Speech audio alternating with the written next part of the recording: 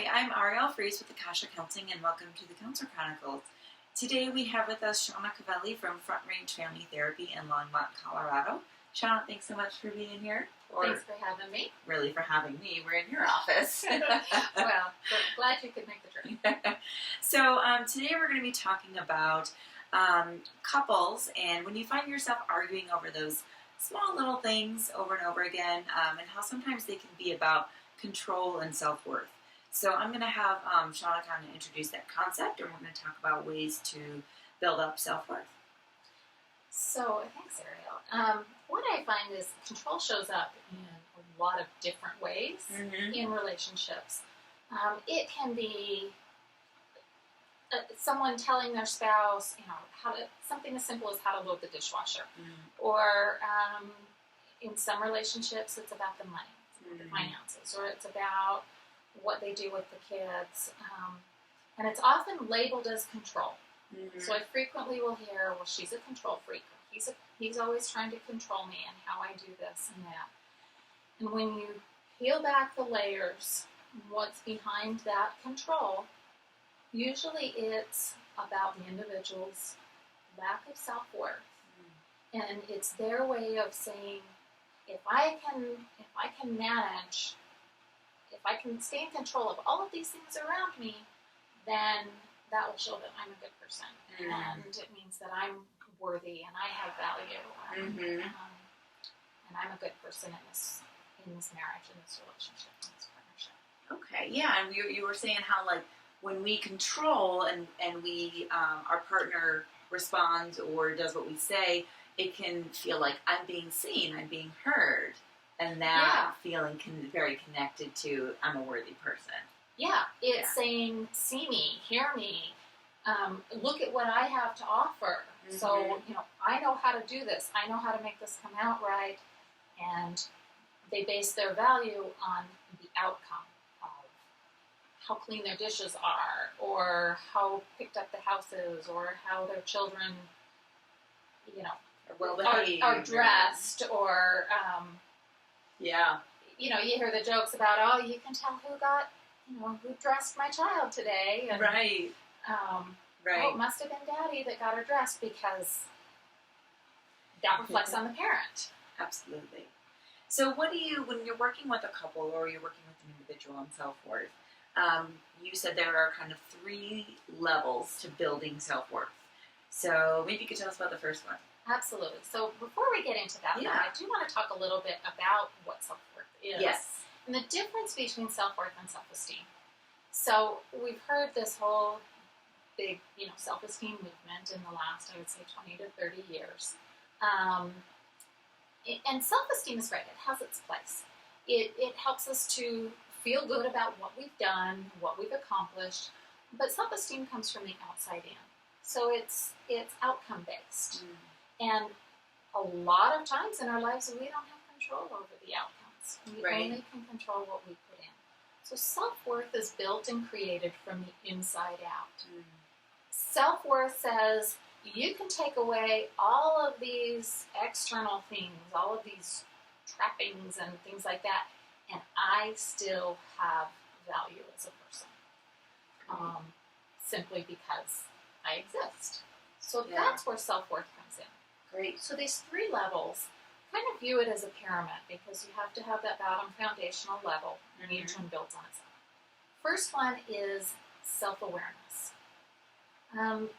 For someone to be aware of themselves and how they show up in the world. So this is how you relate to other people, how you relate to jobs, how you relate to how you handle and manage having responsibilities in your life.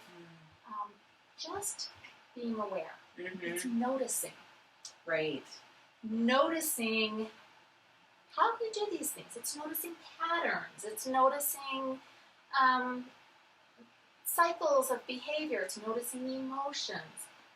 And without judgment. Okay. And could you give us a concrete example with, in a couple, something that might show up when someone is working on building self-awareness, or something that, something you see?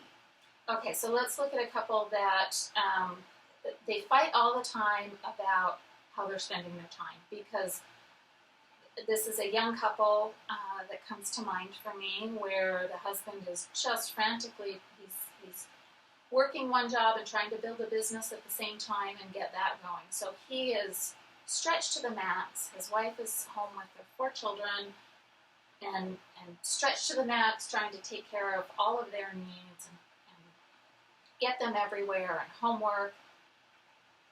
And so they are constantly fighting about how do they spend that downtime. He comes home and he just wants to relax, not have to do anything, no responsibilities. And from her perspective, she wants him to interact, to play with the kids, to give her some help and some relief from some of the things that she's been doing. So self-awareness is going to show up, and let's take it from the wife's example, the wife's perspective, where she would just start to notice, wait, every time he walks in the door and sits down on the couch and pulls out his phone, I get really annoyed. I just get really irritated. So it would just be aware. And then being aware of what she does with that irritation. Noticing maybe that she goes into the kitchen and starts slamming dishes around as she's preparing dinner. Or she yells more at the kids. So it's really just awareness at this point. Great. And that second level you're talking about is self-acceptance. Yes. So self-acceptance is saying, okay, self-acceptance can be tricky because we're not accepting that these are things that will never change. It's not saying, I accept this and I'm never going to change this about myself. Self-acceptance is saying, this is where I am at this moment in time. Because you have to know where you are in order to start your journey towards change. Right. If you're trying to change something, trying to get somewhere else, you can't start your journey from a different place other than where you are. Yeah, and you were saying how, when, kind of connected to the self-awareness piece, knowing what your needs are, right? Knowing, like, I have needs, like, I want to connect with my partner, or I need this time with my partner, and that being really core to being able to accept that part of you, that's okay. Yeah, that it's okay to have needs, and accepting that maybe some of these behaviors and things that you started to notice in the awareness piece, that's how you express your need. Right. And kind of accepting that that's a part of you. Again, we are not judging ourselves. We're not judging, oh, that's so bad. I'm so bad when I get mad. I hate that part about myself. It's saying, okay, this is what I am doing. Right. Yeah. And accepting that that's where you are. Great. And what's the third level? The third level is kind of the capstone on this pyramid, and that is self-love. So self-love comes when we can say, I don't need you to need me in order to be okay. Self-love comes when you can be okay with yourself. And yes, you want to, and we need connections with other people to fill these emotional needs, but not to fill our own sense of self-worth. Because if I can't even stand being with myself, how can I expect anyone else to want to be with me? Right.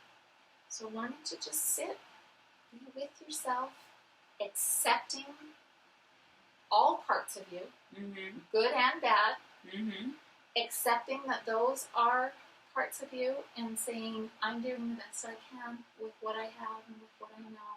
Yeah. And I imagine you start to see a decrease in arguing, or kind of a improving relationship when it comes to couples. Yes. Yeah. Because when someone is able to love themselves enough to be aware of and accept their own needs in a relationship, and then have enough self-love to express those needs, to take that risk and be vulnerable and express that, it's no longer controlling. It's saying, it's sharing of yourself. Right. not sharing your skills and what you can do and how well you know how to load the dishwasher and keep clean dishes, but it's sharing yourself on a vulnerable level and saying, you know, I have a need for you to be with me in this partnership. Great. Well, thank you so much for those, Shauna. Those are very helpful. Wonderful. Yeah, thanks for having me here. Thanks for being here. Appreciate it.